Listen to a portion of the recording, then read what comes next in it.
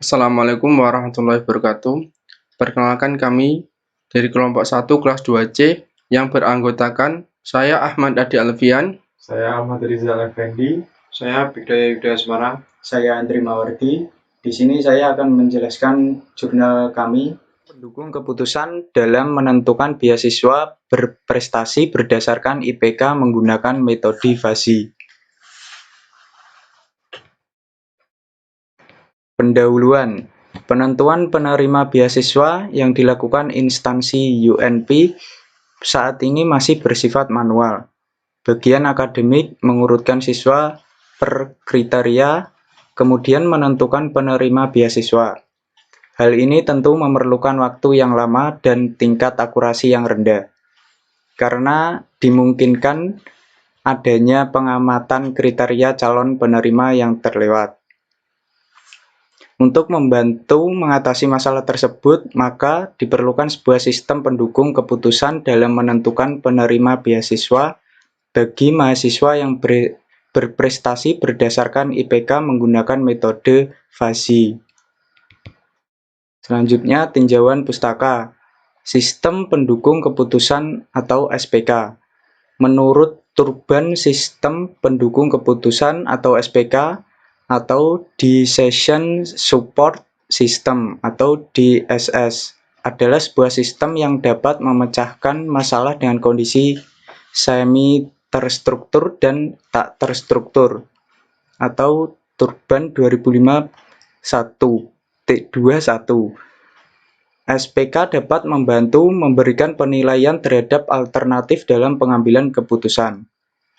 Proses pengambilan keputusan terdiri dari 3 fase proses, yaitu yang pertama ada fase intelligence atau studi kelayakan. Dalam tahap ini dilakukan proses identifikasi masalah. Yang kedua ada fase desain atau perancangan.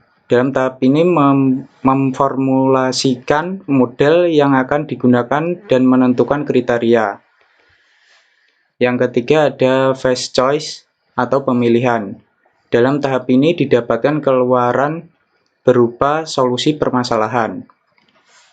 Selanjutnya ada sistem pendukung keputusan terdiri dari 3 komponen utama, yaitu yang pertama subsistem data, merupakan komponen penyedia data yang diperlukan oleh sistem.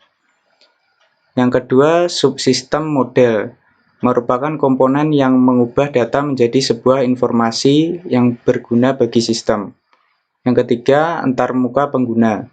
Komponen ini berfungsi sebagai sarana interaksi antar user dengan sistem. Selanjutnya akan dijelaskan oleh rekan saya. B. Logika FASI.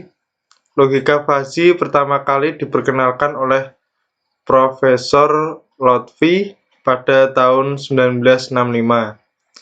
Dasar logika FASI adalah teori himpunan FASI. Peranan derajat keanggotaan pada teori himpunan FASI sebagai penentu keberadaan elemen dalam suatu himpunan. Nilai keanggotaan atau derajat keanggotaan atau membership function menjadi ciri utama dari penalaran dengan logika FASI tersebut. FASI memiliki 3 bagian, yaitu fasifikasi, inferensi FASI, dan defusifikasi.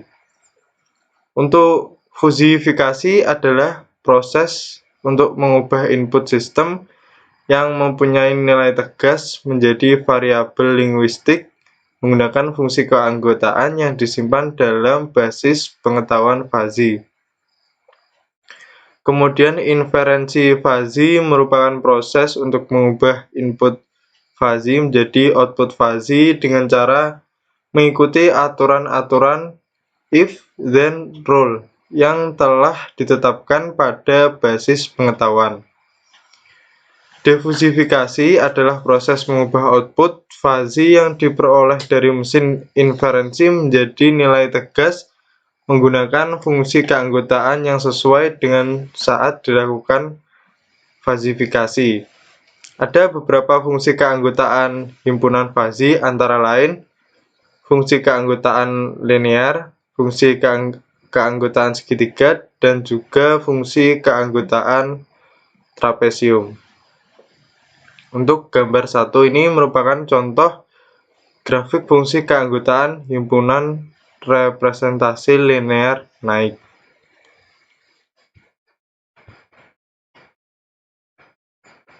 Untuk gambar 2, ini contoh grafik fungsi keanggotaan himpunan representasi linear turun.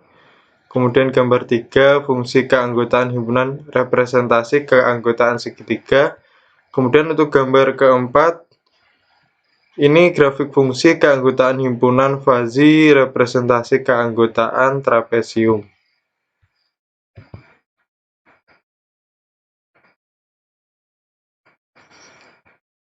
Yang bab 3 merupakan metode penelitian. Yang pertama, desain sistem. 1. Analisa kebutuhan sistem. Pada sistem ini, user dapat memasukkan data masing-masing parameter sesuai dengan range yang telah disediakan oleh sistem. Sistem akan memproses data input untuk dikelompokkan sesuai fungsi keanggotaan dan rule yang telah ditentukan. A. Kebutuhan input. Kebutuhan input sistem terdiri dari nilai absen, tugas, UTS, dan juga UAS. Untuk kebutuhan output, yaitu berupa nilai akhir dari mahasiswa. Mungkin selanjutnya akan dijelaskan oleh teman saya. Pada fungsi derajat keanggotaan menggunakan fazi dibagi menjadi keanggotaan IPK yang diperoleh seperti pada tabel 2. Untuk himpunan fazi kurang, untuk range IPK-nya 2,5 sampai 2,74, untuk domain nilainya 0 sampai 65. Untuk himpunan fazi cukup, untuk range IPK-nya 2,75 sampai 3,6, dan untuk domain nilainya 54 sampai 80. Untuk himpunan fazi tinggi, range IPK-nya 3,5 sampai 4,0. Untuk domain nilainya 65 sampai 100. Fungsi keanggotaan untuk variabel IPK terdiri dari 3 himpunan fazi, yaitu kurang, cukup, dan tinggi, yang digambarkan dalam kurva segitiga seperti gambar nomor 6. Kemudian untuk fungsi keanggotaan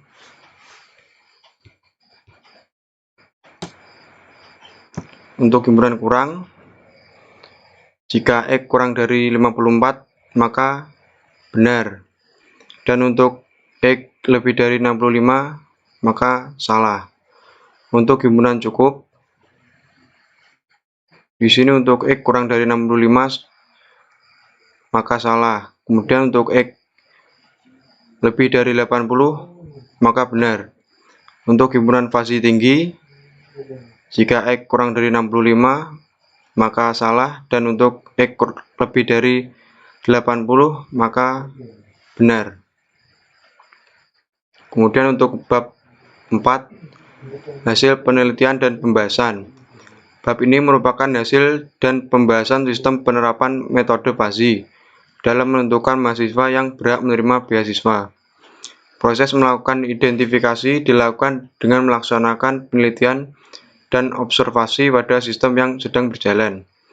Hasil penelitian tersebut dipergunakan untuk masukkan ke dalam sistem yang akan dikembangkan.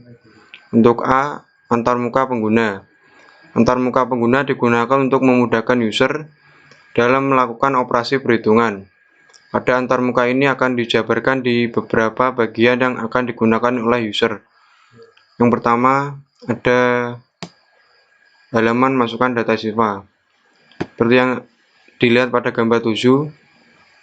Di sini ada komponen atau atribut nama mahasiswa, NIM, mata kuliah, nilai absen, nilai tugas, nilai UTS, dan nilai UAS. Selanjutnya akan dilanjutkan oleh rekan saya. Untuk nomor 2 halaman diversifikasi, halaman ini menampilkan hasil perhitungan diversifikasi dengan keluaran berupa nilai akhir mahasiswa. Di sini saya akan menginputkan nama mahasiswa.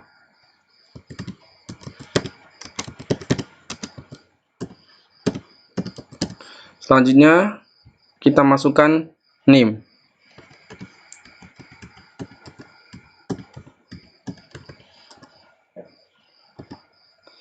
Selanjutnya mata kuliah.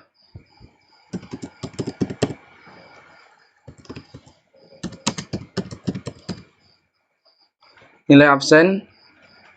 Di sini saya inputkan 80. Nilai tugasnya 85. Nilai UTS-nya 82 dan nilai UAS-nya adalah 84. Kita klik submit. Maka akan muncul nilai akhir, yaitu 83,2 dengan grade A.